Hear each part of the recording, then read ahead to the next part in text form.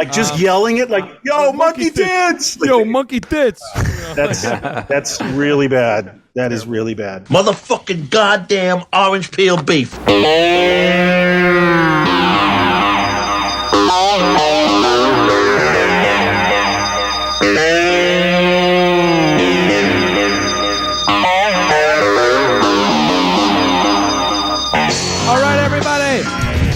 How's it going? Welcome to One Fucking Hour. My name is Evan Husney, and I'm joined, of course, by my two usual co-hosts, Tom Fitzgerald to my left. Tom. Hey, guys. Welcome to the Special Kids Club. Special People's Club. That's right. It's People's Club. Yeah, right. First mistake. First mistake. And yes, you might have noticed there's four of us here. We have a very special guest. Say hello to Taylor Rowley. Taylor, what's up? Hello. Hi. Thanks for having me. Of course. Thanks for coming. Yeah. And can't also have to make sure I introduce Mr. Marcus Herring. Marcus. Oh, yeah, I'm here too. But where is here? Don't bury the lead. What's your current undisclosed location? I'm in a crate. Right. In Mexico City, right? That's right. Side of a highway? That's right. Good look, dude. It's good look. All right, this is episode 20, guys. The 20th hour of episode Twomp. That's a big, I can't believe it. Milestone that we've gotten this far. Yeah, and also hot off of a great episode, by the way, everybody. Little pat yourself on the back for One Fucking Hour Unmasked last week. Didn't think that happened. I can't believe we did it, and I can't believe it went well. But it did. I had a ball. It was pretty great. But this fucking hour is going to be on Todd Solondz' 1995 film, Welcome to the Dollhouse. All right, so without further ado, I'm going to start that clock. Here we go, Tom. Oh, God. Okay. Here I go. All right. All right. Let's hit the ground running. This is going to be a lot to talk about. It is. I'm already scared. I'm gonna kick it off, if I can, just to give the people a little setup for the movie. Here we go. Todd Solondz' Welcome to the Dollhouse is the 1995 unflinchingly realistic coming-of-age tale set in the hellscape of 90s suburban New Jersey. It's a dark comedy, for sure, that follows an unpopular middle schooler named Dawn Wiener, played brilliantly by, I'm going to try this, Heather, help me. Matarazzo. Okay, there we go. Heather Matarazzo. Matarazzo. As she goes to extreme lengths trying to earn the respect of her vicious fellow students and her disinterested family. This is a brilliant fucking movie. I remember when we were doing our Jackie Brown episode talking about favorite 90s movies of all time. This is definitely up there for me. I enjoyed the hell out of it, checking it out again. It just gets better with time. It's peak 90s, peak indie 90s, you know. 100%. Yeah, for sure. Yeah, but for me, I could even dislocate it from the 90s, and it's just, I think it's one of those few perfect films. You know, I'm speaking for myself, but like I wouldn't change a frame, and it goes really fast, which is to me always a good sign.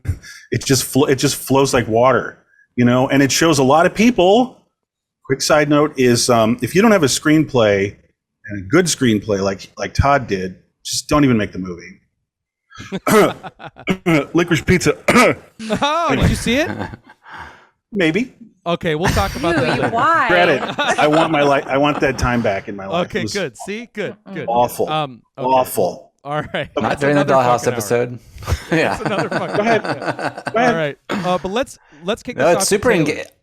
Well, I just wanted to follow up. Sorry, I'm already interrupting Taylor. Just wanted to. I knew this was going to happen.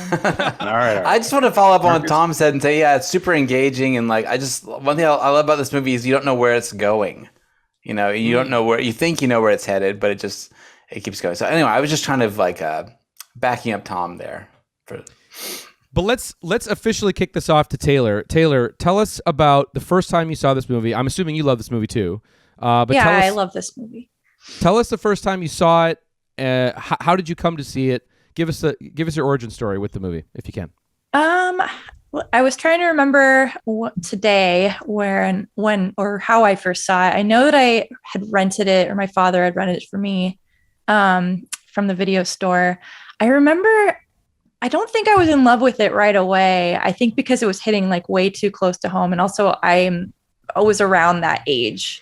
So, and I was very much like Dawn Wiener in 6th grade. So I think it was just too painful. But later I grew to really love it. But yeah. It's a really so good. painful movie. I mean, it's a really, yeah. it's a really, and I don't think you see, yeah. I don't think you see, there's many movies about how painful it is to be a dorky girl. Yeah. Are there any others? Yeah, like that aren't cutesy? You know what I mean? Yeah, exactly. Where it's like she's not very lovable. You know, like right. No, 100%. She's kind of she's kind of socially awkward. Yeah, and she's not helping her own case. She's kind of a social misfit.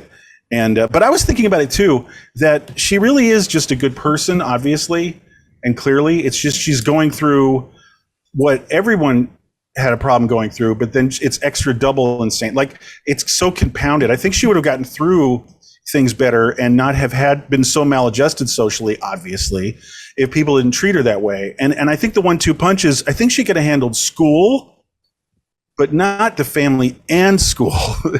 I was thinking about that today. I was like, Jesus, she never gets a break. But, she goes home to a hellscape. Right. And goes to school in a hellscape. So she's no chance. I love how she's like, she takes the abuse and passes it on. It's like hurt people. Like she's mean to her little sister. And that's kind of this world that they're in too. It's like, I think the moment that I realized this film was going to be different was like at the very beginning. She has a heart and she goes to help the little boy who's getting bullied in the hallway, and like after she chases the bullies away or whatever, and then she's like, "Are you okay?" And he's like, "Leave me alone, wiener dog." And like, he's passing on the abuse to her too. And he's like years younger than her. Yeah. And she always uses the insults that she's called to, like, she recycles it to call the next person that name. Like she lesbo. She gets called a lesbo, so then she calls Missy a lesbo, and then on and on and on. Well, one thing I was going to say too about she does the mouth, the creepy mouthing to someone across the way Brandon does it. It's like a contagion. You know what I mean? It's just this cruelty. It flows like water through the school, you know what I mean? And and then people, and she got bit, and one thing I was going to say about that is sad to see that.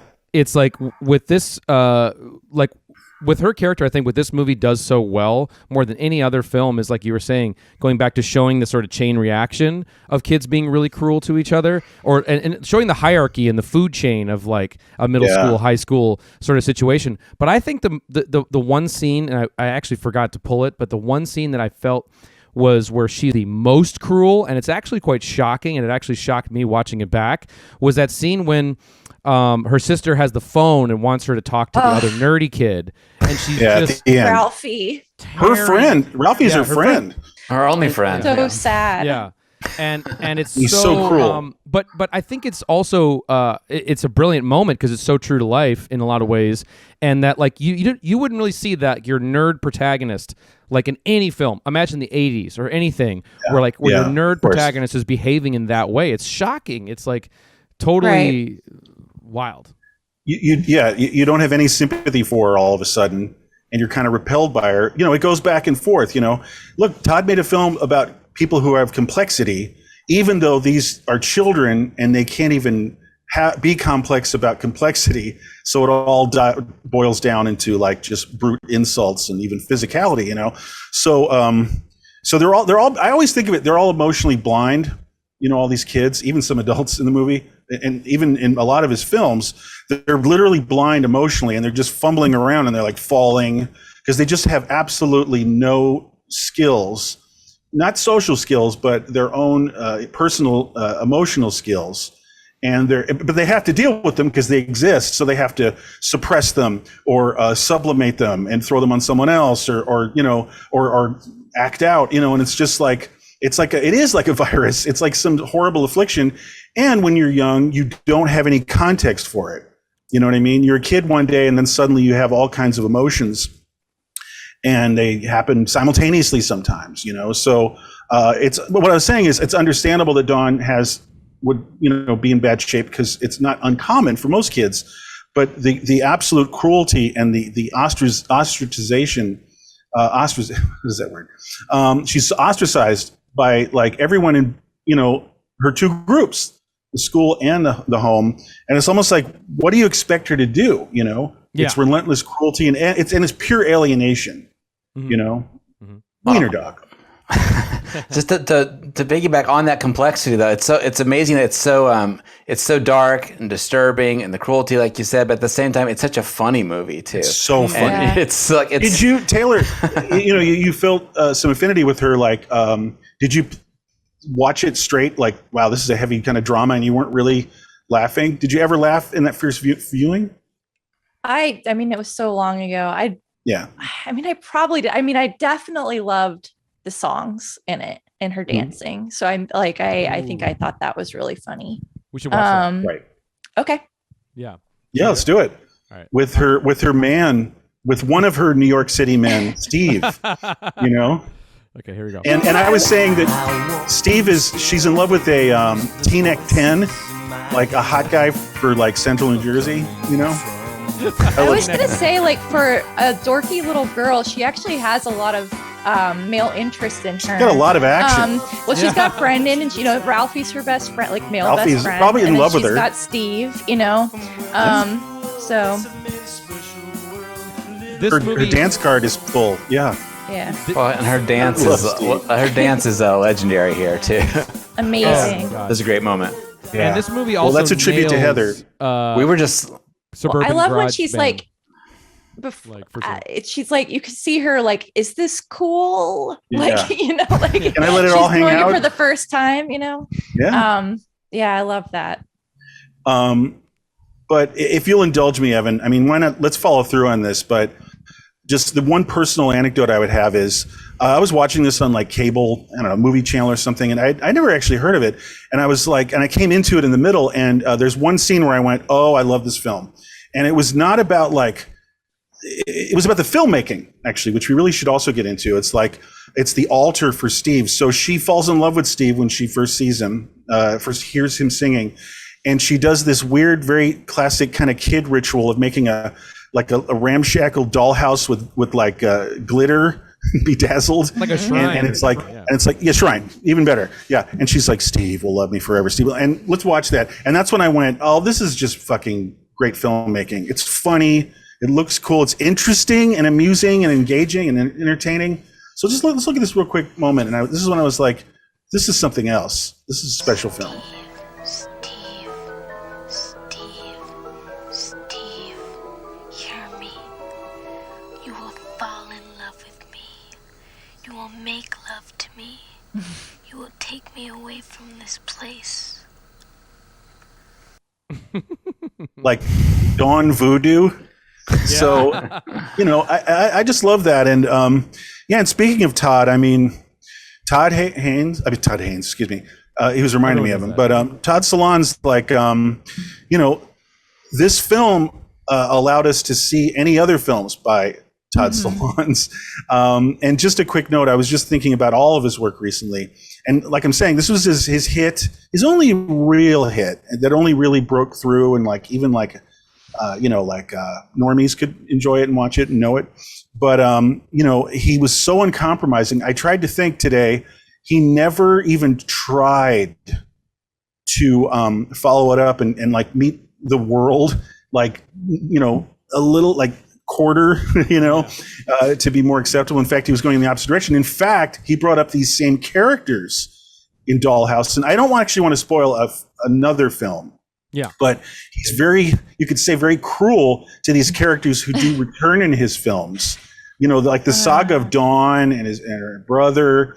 You see them again. And I was just thinking out loud. I really wanted to give a tribute because Todd is one of my favorite kind of creative people. And it's nice to see someone so uncompromising, especially after they make a pop hit. And that's unprecedented, because this next film is Happiness. And, people even more now recoil about that film. One thing I think that's important to, I'm sorry, Taylor, go ahead. Oh, I was just going to say, what? One thing I love about Todd Solondz is that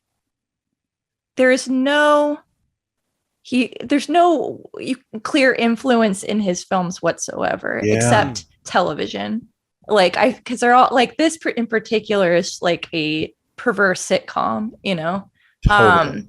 but like there's unlike, Tarantino and like other filmmakers that were making movies in the 90s that were just, wall-to-wall influences. Like you just can't, he's just purely original. That's a great point. Well, actually, I watched an interview last night to speak to what you're saying, Taylor, and he said, they're like, well, what films did you grow up with and influence you? And he's like, none of them. My parents wouldn't let me see anything but G-rated movies, like, like The World's Greatest Sheriff from Disney movie or something, And he said, but then he went, but I watched a lot of television. Yeah, so, it's very TV. I think that's why I respond to it so much, because I was such a TV kid.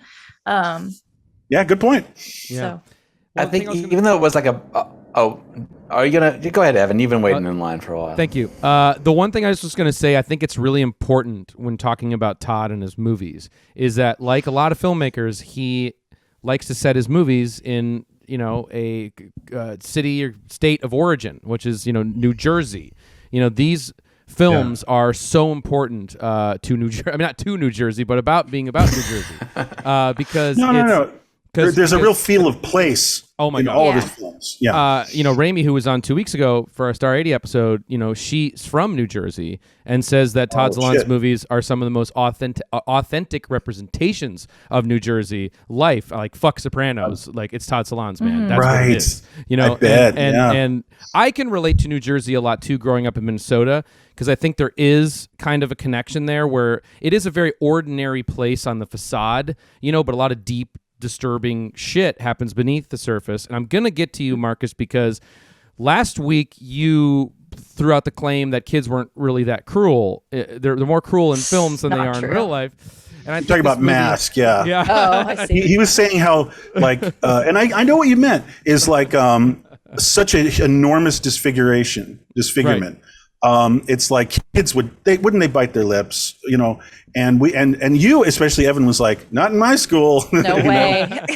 Yeah, not you either, Taylor, huh? Mm-mm. Yeah. I think this movie really does play well to that type of suburban life. Like I think that this type where you're coming from a place that is almost identityless, because Jersey's right outside New York City, and those people are this weird isolated nether zone where they don't even go to the city, and there's no real. It's not like a rural community. It's not like it's a weird nebulous. It's just nothing. That I think it's just. It's not even Westchester, because I'm from Westchester, tri-state area north of New York City, and that's very rich. There's like old Italians, and there's like Jewish psychiatrists up in the hills. It's very dynamic, actually. Westchester, right? But New Jersey almost scares me.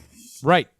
So that's all I was saying is I can relate to that, even though being from Minnesota, I think it is similar in that sort of way. But I think it's impossible to not mention New Jersey when talking about Todd Solondz. Absolutely. When I was a kid, it read like suburbs, basically. Like I grew up in Montana. My mom brought this movie home, for us to watch and recorded it. And so we had the tape laying around. My mom recorded every movie that she brought home. Oh, and she'd always bring home. Cher. She always. His mom Cher. Did you know that? Cher likes movies that's like whatever that her friends don't like. She likes weird movies, so she picked this one out and we recorded it, and so we watched it a lot growing up. But I was up in Montana, and I never thought it was Jersey. Like I guess just being a small town Montana bumpkin or whatever. Like the only thing that threw me off is that occasionally someone would be like, "Dawn, we got to talk" or whatever, and they'd have like that accent, and I'm like, "Where'd that come from?" Yeah. We think about it twice. Yeah. You didn't even spend she's that's working Ginger class. Friedman, I love her. Ginger Friedman rules. Ginger Friedman forever. No, but like it's true, because like that's me in Westchester, where no one has an accent of any kind except the trashy kids who are the low rung in the social economic status, and so you get those like violently intense accents still probably in like little blips. In the whole tri-state area, and so Ginger was kind of shocking. Like we got to talk, and then of course saying the perfect word for that accent, talk. Of course, There's something I wanted to touch on real quick about Todd, this movie, like you said, he wanted to make a movie. He didn't grow up watching movies. He grew up watching TV. And I think he was set out to make a movie that like meant something to him, that rang true to him. And like, it's not calculated. He wasn't like, I'm going to make a movie that's going to win Sundance, and like this movie felt so different in 95. And like, I think it's easy to lose sight of that now because it feels like totemic indie movie. And you can see all the stuff that came after it, like Napoleon Dynamite or Little Miss Sunshine. And they're going for like, as if they're trying to make Welcome to the Dollhouse type movie, like it's its own genre or something, Without the or like dark, Chuck and but it Buck feels or so something. calculated, and they missed the mark for me because it feels like, Napoleon Dynamite, they're going to dress him like Don Wiener, but it's like 10 stop years. saying but referencing the film. but it's like 10 years later. It's just like 10. Let me get through my point. So it's just like it's 10 years later, and he's supposed to be dressing all weird, but by then all the clothes are hipster. So it's like it doesn't make right. Anyway, I'm just saying, like, a lot of people try to do this sort of thing, and this is like Todd's not trying to do a thing. He's just making a movie that rings true, and that's why it did so well, and why it's so well remembered. Is it connected with people because of that, the trueness in it, that The authenticity, yeah, exactly. No, and he, it's funny about Todd, just to kind of look at where he was in his life when he made this. He was a hotshot at NYU, and his shorts are great. And he was like kind of an it kid at NYU Film School, and he got offers, and he made a film in late 89, I think, 89, and it's on YouTube. I've never seen it. And anyway, so it was horrible because they compromised the film. That's fear, anxiety, and depression, right? That's Exactly. Right. Yep. And they anyway, the studio, meddled horribly, and he said, "I'm leaving," and he just gave up, and he became an ESL guy. Wow, for years. I didn't know that. I don't either. And one of his characters is an ESL person. And happiness. There's a large ESL kind of world. I love that part. Oh my God. Me too. I know. So he just so this is kind of trippy, man. I love this guy. He said like, okay, I don't want to make movies actually, even though I'm obviously talented and people thought my shorts were good. And he was like, I'm out of here. And he said he had maybe the most rewarding time of his life doing ESL for like seven. Isn't that wild? For like 7 years. And then what happened is just his friend who was affluent said, come on, you made a movie and it wasn't perfect, but just try again. So his like dentist, lawyer or something friend said, I'll finance a portion and then let's try to raise money. And so Todd had no expectations. He thought like, no one's going to even see this. It's never going to come out. He's just, but I'm good. But like you were just saying, Marcus, it's like, I'm going to do the Todd film because he had such a bad experience with a heavily compromised Todd film. So this is a man who just said, I almost don't even give a fuck. And if someone's throwing money at me, I'm going to do the film, the Todd Solondz film. And then he said, no one's going to see it maybe? I don't care. I made that film. And then probably go back to ESL. That's what he's ready to do. So he's a very, what's the word I'm thinking of? He has a lot of integrity. And that shines through. And I just got the spray bottle. But that's all. I was done. Put down the spray bottle. I was with you on that one. I mean, not the spray bottle. I was right there with you, Tom. That's good. Yeah, no. Yeah, Go ahead, Taylor. I was going to say, didn't we, when we saw him, Tom, didn't he say that like Heather Matarazzo was like a surrogate for him? Or Don Wiener was a surrogate for him? Right. Yeah, I'm sure there's a personal identification. Yeah. I have a That's why he quote pushed about her that. so hard. I think he said he identified with like not only I have a quote. Don, but like the bully and He did say kind of everybody who's super damaged, except Missy. When asked about that, I think it's the most sadistic character in the whole film. Which one? Missy is a sociopath. Missy must die. She's like the little boy in storytelling. Side note, watch all of his films. Yeah, exactly. That's his best thing. But he always has these like pretty, cruel children. Mm-hmm. They're like perfect. Yeah, perfect. Like, in Wiener Dog, kids. the movie, it's the little kid that feeds the dog all the chocolate. You got it. Exactly. So that's a trope for him. Evan? Yeah. I was just going to say, to thread through on the autobiographical nature, when asked in that interview that's on YouTube around the time of the release of the film, he was asked if the movie was autobiographical. He says, it's always a tricky question. If I say yes, I'd be lying. If I say no, I also feel like I'd be lying. Nothing in the movie actually happened to me, but it's as if it had. I feel very emotionally connected, not just to the main character, Dawn Wiener, but to the bully and her older brother and so forth. I could have written this movie with I couldn't have written this movie without my life experience. So I mean, I think that's that speaks to the authenticity. So he's all three of them. Yeah. Kind I love that because the bully is like says some of the most outrageous thing. Like I was like I think everybody just feels that whole shock when he says like I'm gonna rape you or whatever. Rape you It's at just 3:00. like just over like- and over again. Yeah. right, but then insane. but he's also a sympathetic character Yeah, too. he's really you know? sensitive. Hey, Yeah. let's play a scene. Yeah. Let's He play a loves his scene. Evan. brother. Yeah. Yeah, his mentally disabled brother. No, but let's play a scene real quick. Let's cookie it up. Let's roll that beautiful bean footage. All right, Tom, everyone set knows it what I'm up. saying. Set it up. Set it up. Well, yeah, this is her torturer turned paramour in the film, who's one of the school bullies, and you can obviously tell that the main dynamic, and I remember this shit when I was in school as a kid in Westchester, that there is a big clash between the obviously rich kids who lived in the hills and the kids who live by the train tracks, quote unquote. Right. Because I was friends with both of the sides. And so he clearly reads as like, well, he's obviously poor. So of course he's maladjusted. And of course he's pushing kids into lockers and cursing and threatening Dawn with his like blind fumbling sexuality. And so here's a scene though that broke my heart when I first saw it. Right. Beautifully played. And it's cruel, it's funny, and it's heartbreaking. Well, he's trying to go to. He's reaching out. He's trying to be invited to the popular girl's birthday party, and Yes. he's going to give her a gift of sorts to try. The and rich poke her kids, rich popular So kids. The painful. Mean Girls. The Mean on- Girls. Mean Girls. Mean Girls. Here we go. Open it up. It's like writing on it. I know, it's so gross. It's like been in his sweaty pocket. And you know it's broken even before he opens it. She'd open it. I didn't I think eat it's my notebook dessert at paper lunch that today. he's written on. I The saved last it for line you. here. Now, can I come to your birthday party this weekend? But Brandon, this didn't even cost anything. Wow. Hey, there's one of those tri-state area accents. If I can move this, because we're bleeding time horribly because we're so in love with this film. Yep. But I'd like to formally begin a conversation here, like a chunk, about the cast.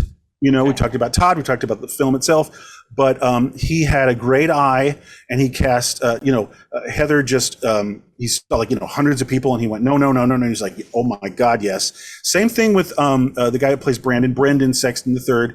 Wow, incredible performance. And then even Mark, her brother, who's actually like kind of my favorite. He's so real. Like, He's so real. It's so he's just crazy. leaping off reality, into the film.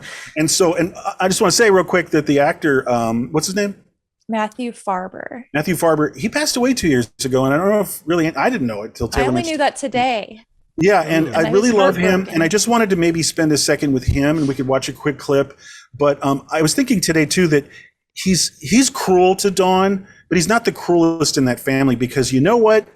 And he even implies it in this line we're going to play now, that he went through fucking hell too. You know what I mean? Because he's the king of the nerds, as Ginger calls him, And so he's not having a good time, but he doesn't empathize because it's such a cruel fucking world that he's not empathetic to Heather, to Dawn. And let's watch this scene real quick of him just breaking down like what she can expect getting older. All right. Is 8th grade better than 7th? Not really. What about 9th? All the junior high school sucks. High school's better, it's closer to college. They'll call you names, but not as much to your face.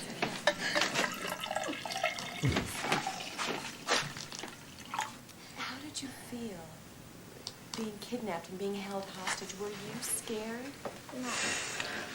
I don't want to go to Disney World. Don't be stupid. If nothing else, it'll look good on your college resume. Mark. Always One with the note college Mark. resume. Yeah, one note Mark. Oh, you It'll know look- what I love? It's when he gets that letter from his like camp girlfriend or Yes, something. yes. It's so good. Yeah. Like he's blowing her off. Like, I Yeah, guess. exactly. Like, so I guess if you're not going to contact me anymore, let's just consider this over. No, it's great. So So just amazing Now little window. ex-girlfriend? Yeah, That's a little like- window into extra little window into Yeah. his world. Like he didn't have to include that scene or Yeah. even dream it up, but he's like, I just want a little window into Mark's mind and world with that little pretty cursive teddy bear stationery. But just full stop. I just want to maybe barrel through each person, but all hail Mark. Maybe you guys have some thoughts. R.I.P. Mark, the actor. He also appeared, and by the way, I'm making a formal recommendation as a representative of One Fucking Hour. Watch all of his films if you haven't. Just go through it. And specifically what I was saying is Palindromes has the same characters, well, sort of. But you do see Mark again, and he has this great monologue towards the end of Palindromes. And he is a really good actor. Mm-hmm. Like, I don't think he just walked off the street and is just like, I'm an incredible nerd, and, I'm going to fix a computer, and yes, I'll say these words, Todd.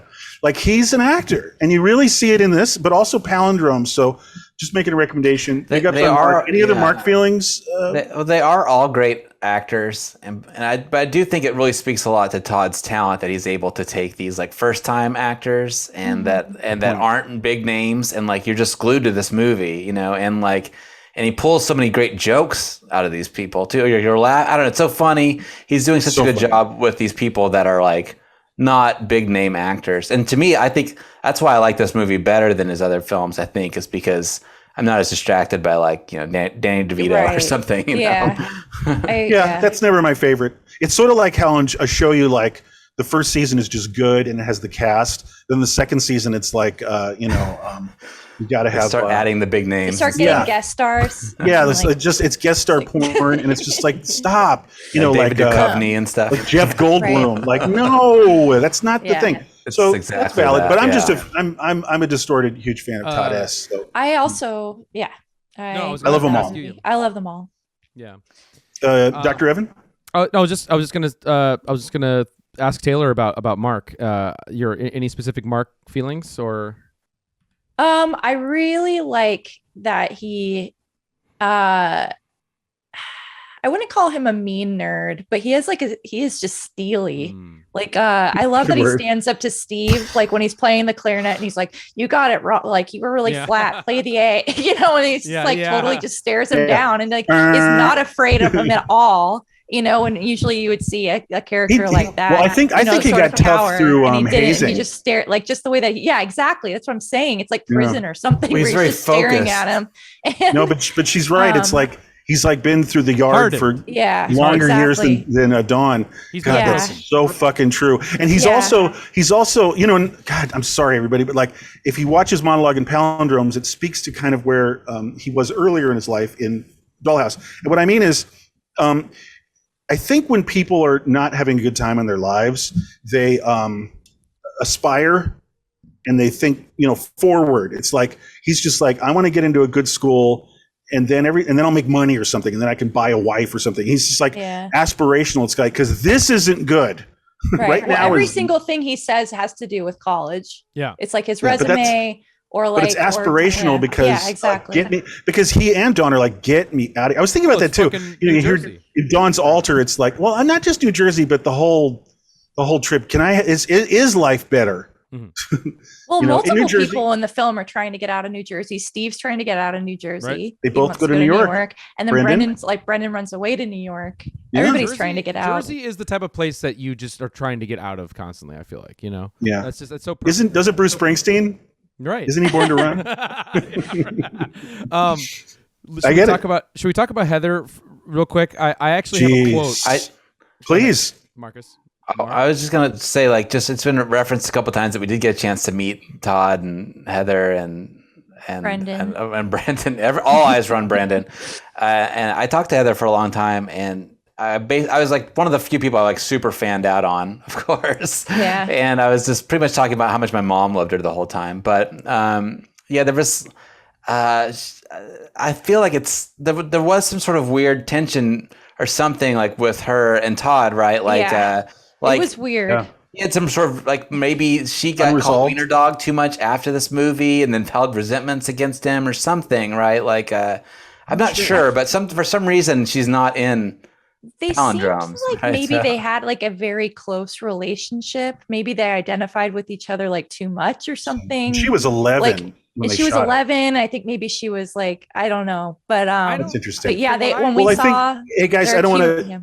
I just want, for clarity's sake, what you're saying, Marcus, exactly is when we had her at our theater, it was like unprecedented, and it was like it did not happen. She did not do Dollhouse appearances. Yeah. It was a really big deal. I don't even know. I still don't know why she did it. So that's to speak to what you're saying. There's like a long-term thing where she's been distancing herself from Dollhouse and maybe Todd or just the film for a long time. So that was nice that she did that. But I think everything you guys are saying are probably related. Yeah, wasn't that he wanted her to be in Palindromes or something, and she didn't want to do it because she didn't want to be stuck with that character. I think that's what it was, right? She didn't just part of it. I don't think she believed in the idea of bringing the character back. Is how I sort of interpreted it. You know, Yeah? just kind of. I think so. Yeah, I think she wasn't into the concept of it. I don't know if I'm 100% right, but I did. I know what it was. Okay. She was too busy making Hostel 2. Okay. She was also That's the most inexplicable thing ever. Sorry. She was also in the Princess Diaries. Yeah. Right. I think she wanted to get away from John Wiener. Just get away. Yeah, maybe. Sure, why not? But she did say though. John thoughts or Heather thoughts? Yeah, I was going to say one thing I read that she said about her care or about the film and working on it when she's 11. She originally auditioned for a different character, one of Dawn's friends, and then the role ended up being cut out of the script. But Todd asked her to read for the lead. Exactly. Todd asked her to read for the lead. She can't have more than one friend. And definitely not a female best friend. Right. No. But she said that at the time she was very candid about the script, and she didn't censor herself when she was young. And she said that she thought it was even a PG version still of what happened to her in junior high. That's what she had told him. And really? Said, amazing. Yeah. And that's what Todd said. So she was relating to it too. She was relating to it too. That's why I was sort of feeling like she wasn't supporting of the rehash of the character. But then eventually she said with the film, he really feels like he did tap into something universal, a universal sort of truth about how a lot of kids, how cruel a lot of kids are, Marcus. So I think that yeah, but in high school it's less because they'll call you names but not so much to your face, remember? Middle school is much worse than high school, I think. Oh my god. How did you guys get through it? Like, oh my god. My disguise, I'm kind of kidding, but I was a jocular funny guy and a rebel. So I would pull fire alarms and then make like Bill Murray impressions in school, and I fucking skated through. Donuts Fitzgerald. That's right. Donuts Fitzgerald. It's a long story, but like middle. I was just gonna say, I'm not proud of it, but I got through it, and it was a breeze. And I suggested to everyone, be a class clown and break things, and you're done because everyone wants you in the room and is like you're down with you, and nothing can stick to you. You have power. You're funny. How'd you guys do? Well, same, in middle school, Marcus. My brother had a really hard time in middle school, and he is kind of a mark. He is a little marky, a little bit, at least at that time. Not anymore. He's a very successful entrepreneur, but he had a moment where he beat the fuck out of his bully. He had that moment where he was able to take first him day out, on the yard. in Jelly. the parking lot, pin him down, and kind of like that, just like face smashing moment. Yeah, as a total mark. Like picture Mark. That's like in a Did you Christmas witness story. No, I was much younger, but I do remember it happening. Okay. And that was a big sure. breakthrough moment of him where he was like, "Fuck this," It was. And then he got spec after that. Oh, he was tortured. Wow. in school. How about you? How about you though? Like I was. Mark, Evan. I was tortured in middle school, and because we were nerds. We were nerds. Yeah, we were big time nerds and real nerds. And Jordan was my brother. He was like the science fair kind of nerd guy. And he had a hard time with that, but he had those emblematic moments of like taking it back. And then. Damn. Well, respect to Jordan. I've seen some pictures of Jordan, and how he rolled. So. I get it, but respect to Jordan, man, for that. So then, Marcus, you were saying? I just think it's two things for me. I think one was I felt like I was not going to compete with those people. I wasn't going to be a jock, and I wasn't going to be into the cool stuff that they were into. So I just got into the heavy, whatever music, the things that I'm into, and I was just like, whatever, not trying to compete with those people. And then also, just being like, you know, every other word out of my mouth is something sarcastic comment, you know, and Hey, like, man, great method. you know, just But like also I was class clown. Yeah. You wore culture as like a cloak, you know, like I'm all Definitely. about Led Zeppelin 3. Like, you want to talk to me about that? I'll be right here. I got it. That's Exactly. okay. So you skated by. And then Taylor, did you have any survival mechanisms? I don't know. I probably not. There you go. When I was in fifth grade, or my family moved from California to Alabama, and everybody hated me there for fifth grade and sixth grade. New kid, and also like immediately, like our teacher introduced me as the new girl from California, and that was not well received. But then my nickname in fifth grade, all through fifth grade, was Swamp Thing, because my hair turned green over like swimming all summer. So I got called Swamp Thing relentlessly for a year. So that was your wiener very dog. much a wiener dog thing. Yes, of course. So in sixth grade, it was no better. It was even worse. It was suddenly like the school got even bigger because it was, you know, middle school feeds from other, you know, multiple elementary schools from everywhere. Anyway, so there were just more people that hated me. I dressed a lot like her. I wore a lot of it's called intarsia knit, like sweaters that had like kittens knit into it and stuff. I had big glasses. There was a rumor that was going around that I was a lesbian, which I didn't at that time. Didn't even think I knew what that was. And also I was like, another rumor got spread that I had AIDS. Oh my God. Anyway, it was so bad. So then this was like, this kind of peaked at the end of sixth grade, right before summer break. And then I was like, I didn't see any of these people for like 3 months, which was great. And then by the time I got into my own things, I actually had a couple of really good friends that went to a different school who were not privy to any of this. So I hung out with them. Good. Started getting into like, you know, music, and I think I went to drama camp that summer too. So just meeting like people outside of my school. So by the time I came back to seventh grade, I just didn't care anymore because I was like, I hate these people, and they don't have any power anymore. Then they stopped. Then they left me alone because I was just like, whatever. Like, I'm not going to respond. You're not affecting me. But it looks like the arts is helpful. So these are helpful hints at 1 fucking hour. Like knock somebody out, just fucking clown them in the parking lot, or get into music, drama class, or break shit and make some jokes. Do some Bill Murray impression. Jordan's unfortunate name he was called until he beat this guy up was Monkey Tits. That's what they called him. Oh, that's brutal. Pretty stiff. Like just yelling it, like, "Yo, monkey tits! Yo, monkey tits!" That's really bad. That is really bad. Wow. I wonder what Todd's was. Yeah. So we're gonna. I know, really. So we're going to. We only got like 20 minutes. Yeah. If I could just kind of like break the ice on like another topic, we have a clip for it. Sure. Is sexuality. You know, that's kind of back to my stupid blind metaphor of just like it was nothing in your life and then it's a thing, you know, but you're blind. You have no idea you're groping and falling over and, you know, like, you know, knocking into things. And so that's happening to Dawn. You know, she's having an awakening. And it was really, you know, when she saw and heard Steve perform and all that stuff.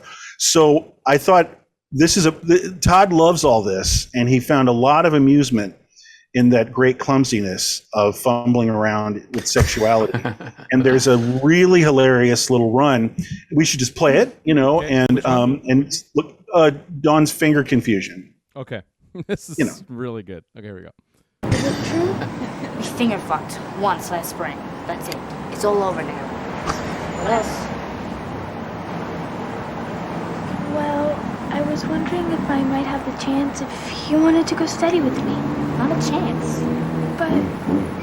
Sorry, Dawn, but that's like just the way it is. You don't cut it.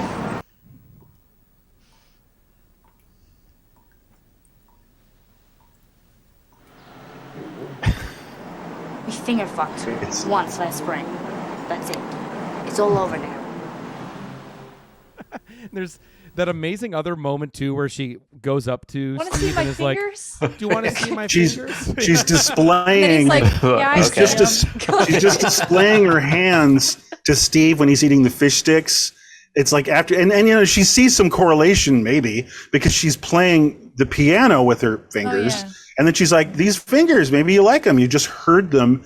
So that maybe like the finger fucking can happen because they're here and like, right? And he's just like, okay, those are your hands. All right. Because that's not how it works, Don. Besides that, like, So I good. mean, there's a lot of, you know, strange sexual, you know, sexuality stuff happening. Yeah. I mean, like he's like, I'm gonna rape you, or Brendan's like, I'm gonna rape you, and then she's like, so like at 3:00, right? Like, you know, Like, I'll be there. She shows up the next day again. Are we gonna do this? Yeah. Like, and I mean, I don't. Yeah. To her parents, he calls her on the phone, and the mom's like, you know, he's like, I'm gonna rape you tomorrow, and then she gets off the phone. She's like, well, who's this Brandon? Is he nice? And she's like, he's all right. You know? No, she says he's nice. No, He's but nice. I think it's to speak of what you're saying, Taylor. It's like it's more of the same of that, where you almost immediately know that when Brandon's saying the word rape, he's in over his head too, and he doesn't know what he's talking about. Like he saw it in a movie, or like other kids told stories, like you know, and like he's not, you know, he's not going to do it, and that kind of takes the heat off the very, very heavy weirdness that there could be in that kind of part of the film. But like he doesn't know, and then of course nothing happens. You know, because they just start talking about marijuana legalization. You know? Like, and she just like drops a nerd bomb on the you know, the possible romantic situation. But yeah, no, he's just saying, you know, he's again more fumbling. You know, all humans fumble, but especially kids. What I love is later, you know, they're in his bedroom, Brandon's bedroom, and she reaches to kiss him. He's like, get off me. I'm the one that makes the first move. I know. It's so cool. And only in that way that only he could say it. Yeah, exactly. It's hilarious. Well, he's got that kind of like Matt Dillon over the edge kind of thing. Yeah. You know, like he's got some swagger, you know, and that's a great line. That's like, that's one of the great romantic moments. And he's this little crazy kid is doing like a seriously romantic moment. That's what I'm calling it. You know what I mean? It's just like the only actually. Can I geek out 2 seconds? Yeah. They remind me of the couple in Streetwise a little bit. Totally. 100%. Okay, so you right, we've all seen Streetwise. Well, I was actually thinking that he's about to leave that window to go walk into Streetwise. That's like what I was thinking. I know. Exactly. He's on his way order to a terrible pizza, so they throw out the terrible pizza and eats out of the dumpster. Right. We're doing Streetwise sooner than later. That's the one. Have you all seen it? Oh yeah, 100%. Okay. Have we all seen it? I haven't seen that. Oh, it's really great, Taylor. It's awesome. But anyway, there are shades of Brandon in the documentary characters here, and so yeah, Evan, they kind of remind me of that couple a little bit, and so sorry, but anybody who's seen Streetwise would appreciate that. Yeah. But yeah, so I do want to talk about her clothes for a second, like just Dawn's clothes. They're outrageous and they're kitschy, but it's not like, I think it's really it was really well done, and it wasn't that far out. Like 95 wasn't so far out from those fashions that she's wearing. You know, had like some clothes like that at that time. Yeah, and they dress little kids that way too, like her pajamas and stuff. I mean, that's the only time it gets like really big, that's true, is when she's got her sort of the classic Dawn, like the her sort of sexy outfit, her sexy kind of Peg Bundy. Well, when she goes when she's about to make her appearance, you go down the stairs for the anniversary party, her parents, and she's like, I'm ready to greet my public, and go. She's ready to greet Steve, and she's dressing up as hot as she can with her love earrings. Mm-hmm. I love that she dresses up in this, you know, it's like her new persona. And then she's like walking, you know, where's Steve? Where's Steve? And then she goes up to the door and she just bangs on it like super like clunky and she's like, Steve! Like it's not like Steve, I look sexy. Not okay at all. I love it. It's so true. Good to life. point. The awkwardness and all of the mix matching of her clothes to what she's thinking to what happens is so true to life at that time. The awkwardness of that time. There is. I love too that they made that outfit the sort of iconic look for the film too, and use it on the poster and stuff. Right. They were like, "This is gold," you know. Yeah. There's one clip I definitely want to get in. If just now I'm just peering at that clock and just seeing, oh boy. Yeah. But 13 minutes. There's actually a couple of them. Oh my god, that are so good. I definitely wanted to. Okay, hold on. Where the hell is it? Oh, yeah. I want to talk about the dream sequence a little bit because it's so emblematic. Yeah. It's such a great moment in the film. So right at the end of the film when she goes to try to help find her sister in Times Square in the mid-90s. By herself in the middle of the night. I know. Amazing. That is so Dawn. Okay, so yeah, she has a dream.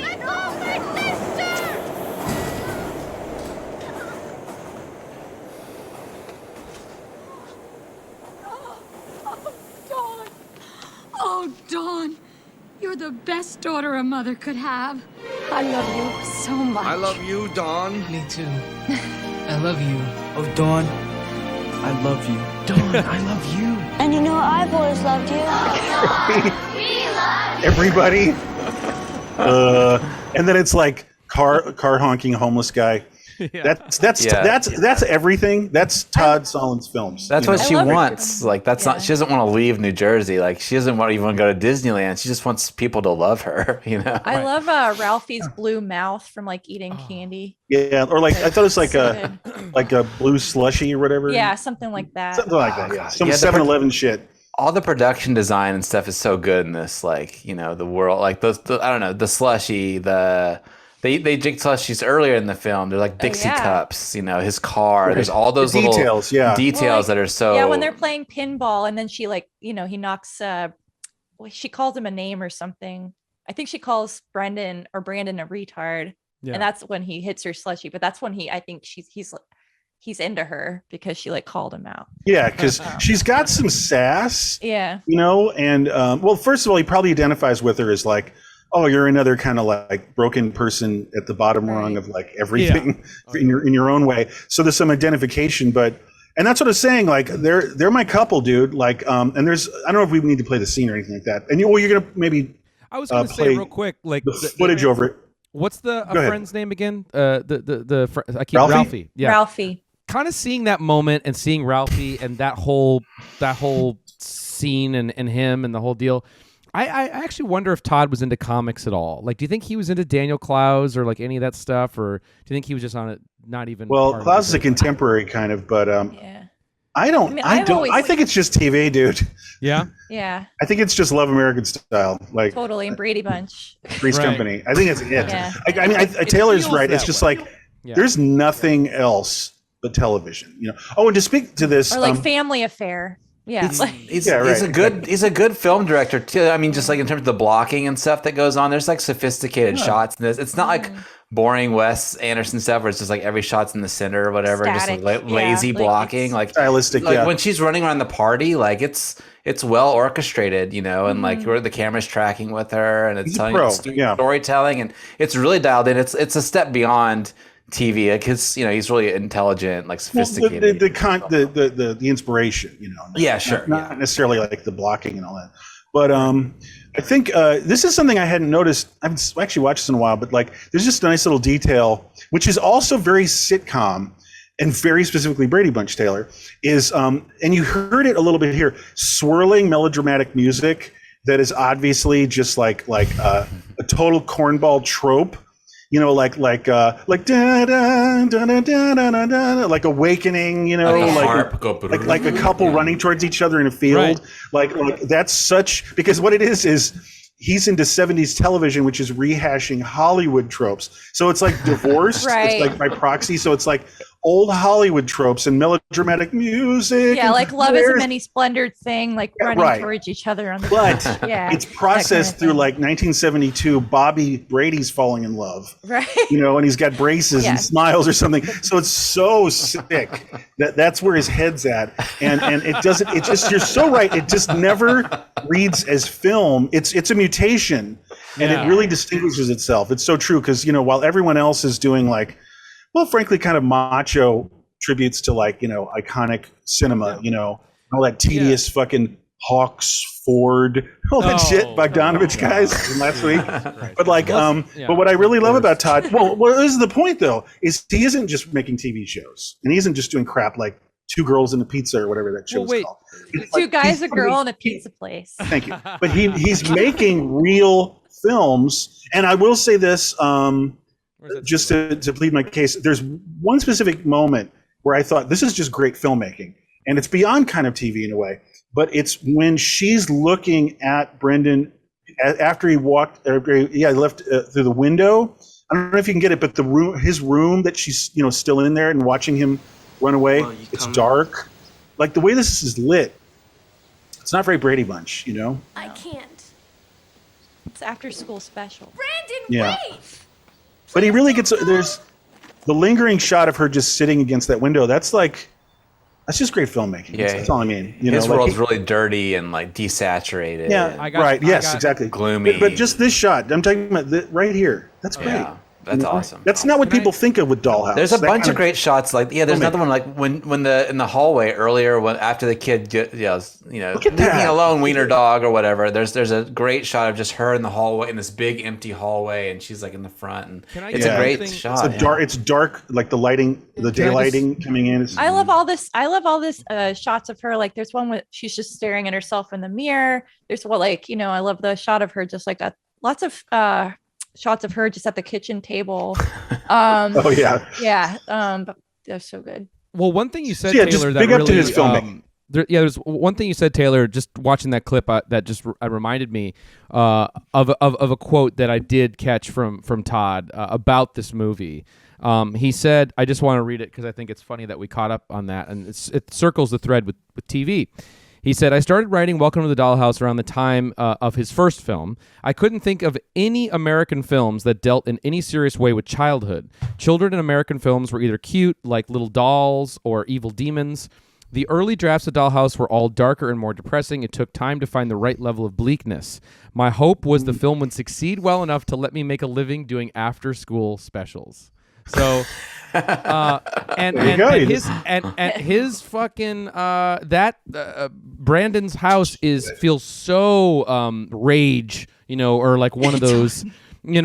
Like after school kind of movies, like the way it's designed and everything. So totally right. get the film influence or the TV and the influence. circumstance, it's like, are you running away? Yeah, right now, out the window. Coming?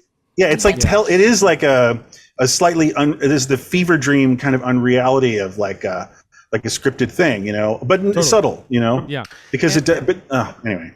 Yeah. Sorry. As the clock's running, I just wanted to mention too that another great thing about this movie, it's almost a requirement now for every movie. It's got to have a great song in it, and this has got the theme song to this movie. It's like an original song, and there's all this great song. Yeah, and these great musical cues. The drums are like kind of surf, like dun, dun, dun, dun, dun. Like I always have that little incidental By the way, music playing in my head. That's a band called that's a horror punk band called the Undead. Right. And it's just the opening of one of their songs. Yeah, I just found out last night. The Undead's second album. Marcus, you should know this. This is Marcus 101. It's called the Undead, their second EP or something. It's just the beginning of one of their it's like Misfits knockoff. The Undead. Electric Frankenstein or something. Yeah, like there's a lot of surf music around that time. Like Kids in the Hall thrash or something. Yeah. There was a lot of punk, you're right. surf and punk music at that time. Yeah. You won. I really love I love the other song, the B-side to Welcome to the first Dollhouse. one he sings. Won't you give me some sweet candy? It's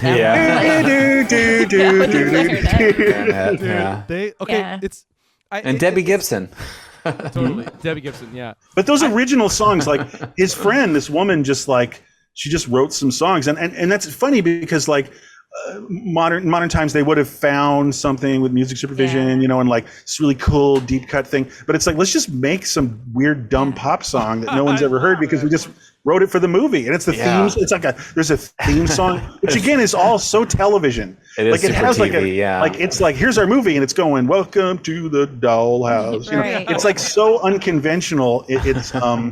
It's ticks and tricks, One other little aspect of the music is it's the one Dawn is he gives her one saving grace that she's got a decent singing voice, right? Or she can sing, or she's the in the choir. The hummingbird. I love that part. She can she can do something with her voice a little bit, so it gives you a little hope for her in the future, that she's got some sort of musical ability. I mean, when this movie ended, I thought her life might just be a chapter of her life. She might go on to have normal existence after this. That's how I felt. And I know Todd probably had some different ideas really? about that. I feel like it's Marcus is very glass half full. I feel Marcus is a glass it's full bleak person. for her. There is she's just staring into the abyss and singing that song without even knowing she's singing.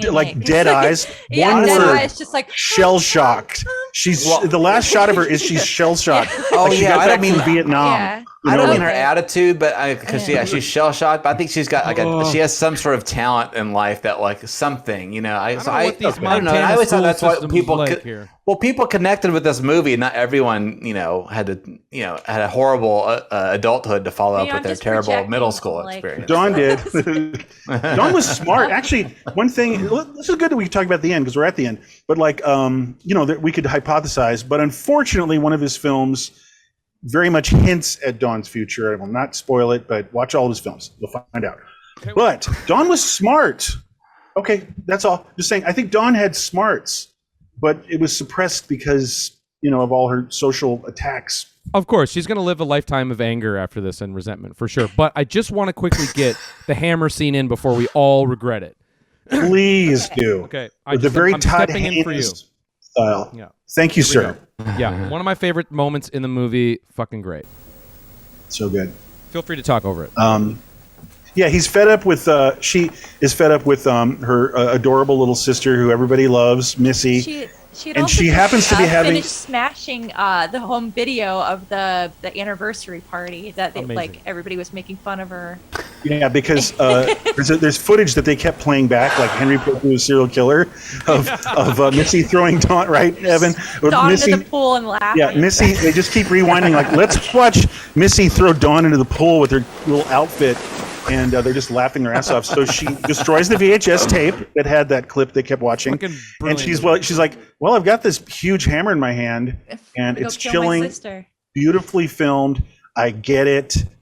That's Todd 101 too, that moment. And it's not the funniest scene, but again, great filmmaking. The lighting, you know, the lighting's really good in this film. You know, Taylor, bring us home. Absolutely. We got 1 minute. Less. We're done. Geez, I don't know. What do I say? Dawn, I got a blow up doll that looks like you. We're done. So we didn't watch all the clips, but that's I think it's mostly though. That, you know, not that I'm saying that I love this movie, but I think it is interesting that this movie comes out the same year as Kids. You know, and they're very different movies. No. But just the fact that like this would set the tone for. I know I'm not. I decided I know, but I'm just saying that like. Let him finish. Yes. We're guys. That like it's like getting past the '80s world of how teens are depicted on movies in two different ways. It's weird that it's kind of happening at the same time. So I don't know. That's true. Mid '90s. No, you're right. Well, guys, that was a lot of fun. Taylor, hope you had fun. Evan. That's it. Thanks. All right. Bye. Like doesn't everybody set unnecessary restrictions on their endeavors? Yeah. You know, masochist. like we can't talk anymore about the film. Yeah. Well, no, that was totally. Go ahead. Oh, sorry. No, go That's ahead. it. This better not be about Dollhouse. Oh. It's over, Taylor. We're done, Taylor. It's only one fucking hour. I thought we were done recording it. No, we're not. No, we're still No, it's over. Sorry. I mean, we're just going to wrap things up right now. But wrap some things up. The show is called One Fucking Hour. Yes. Let's wrap or up One Flippin' Hour for the overseas market. All right. So, but it's really an hour and 5 minutes. It is about no, it's it. Minutes. Yeah. Well, I mean, the talk about the film is strictly an hour. Okay. That was One Fucking Hour on Welcome to the Dollhouse, everybody. Thanks so much for joining us. Before we talk about next week's movie and reveal what that's going to be, can I hump Peter B just one more time? Just one more time. Oh, Jesus. I love it. Dude. The man just relentless. passed away, and Evan is like fucking Ishmael. Really or no, with Moby Dick. Ahab. You're like Ahab. There's more. So how did he ruin Welcome to the Dollhouse? No, exactly. No. It's just one detail of Mask that I actually like. I couldn't. I'm sorry. I know the clock was over as of last Evan. week. I'm sorry. I'm so sorry, guys. But this is a little Easter egg for the fans. All right. Okay. I have to bring this up because I need it on record because it infuriates me so much with Mask, and it's just a sign that Peter B was asleep at the monitor. You know, for sure. Is that scene where the grandfather, we talked about it when we were off the air, but I got to get it on record.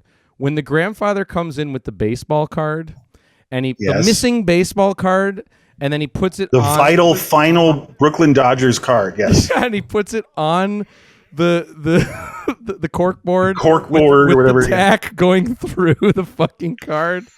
They're like this like immaculate condition like Brooklyn Dodgers card. Yes. Collectibles. You knew that Peter B saw that, and he was just like, fuck it. You know, like, who cares? It's good. Let's keep going. Moving on. Yeah. You know? Keep rolling. That's all right. Okay. That's weird. It just made me think about, like, we were talking about how Mask was bad because it felt like a TV movie, but then we're talking about how Dollhouse was good because it feels like a TV movie. Oh, because there's a lot of more meat on the bone. It's so much more. Actually, I was maybe going to get around to it, but I think it's funny that we went from Mask to Dollhouse because one is just cloying and artificial, right? And the other one is penetrating, relatable, and deep, and funny and entertaining. And Mask is none of that stuff. How about a Dollhouse starring Rocky Dennis? Interesting. That's what I'm saying. That's what we were saying. Oh, would have been great. Shit, Holy dude. shit. Oh my God. Todd Solondz, Rocky Dennis story. Okay. Oh yeah. Todd Solondz should do Mask reboot. That's the best. So, by the way, I forgot what next week's is. Oh, I got it for you. Don't worry. Taylor, thanks so much for joining us on this. It was a blast. Yeah, it was fun. Talking about Dollhouse. Yeah, thank you. Yeah. Of course. And next week, oh my God, next week we're doing this kind of because it's the 25th anniversary of the movie. I think there's a lot to talk about. It's a complicated one, but also, I don't know, man, some of the most effective scenes I've seen in any movie. Fuck it, I'm going to go out and say it. I think it's going to be just fascinating to talk about for an hour. That is David Lynch's Lost Highway. Okay, 25-year anniversary. Let's talk about it. I'm excited. Our first David Lynch for one fucking hour. I am too. First David Lynch. And just to add to what you're saying just briefly, it's, I don't know, I wouldn't use the word underrated, but it's an underspoken film. Like, people still don't really get around to mulling over it and analyzing it as much, and a lot of people probably haven't even seen it. It kind of has gotten lost in the shuffle a bit. It'd be good to really focus for, I don't know, like an hour maybe on Lost Highway starring Marilyn Manson. Exactly. And Richard Pryor. Oh God! And then we can also talk about how we also met Robert Blake, who's also in the movie, so we can reveal those stories. All right, everybody. Taylor, Robert Blake. Oh my God. Who looked like Robert Blake? We were saying the other day. Who was? We were talking about that. I don't know. Who but was remember? That? I don't know. Wait. It's bad. We'll talk about it later. But I guess it's time to wrap it up. Yeah. The what time. now? It is time, everybody. Before we say goodbye, as you know, we cannot sign off without your moment of Zen. So we please enjoy this, and we'll see you next week, everybody. And thanks for tuning in. All right, take care. Bye-bye. Bye.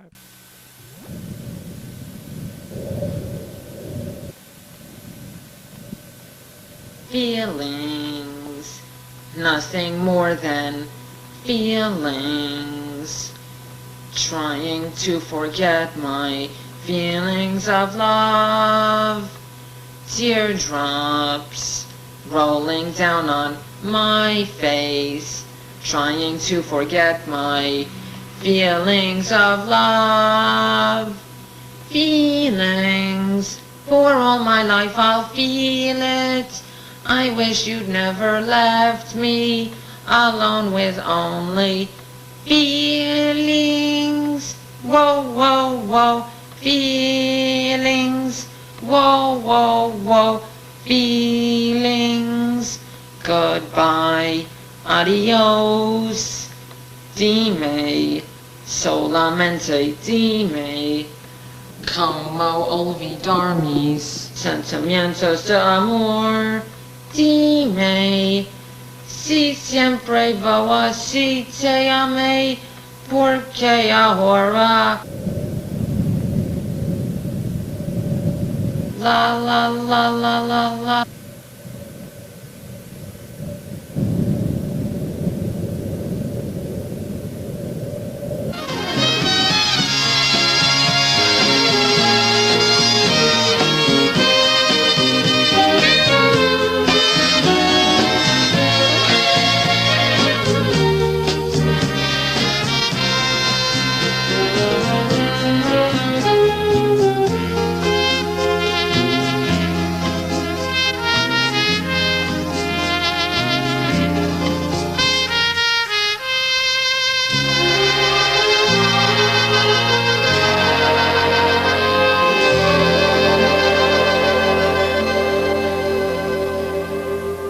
Motherfucking goddamn orange peel beef.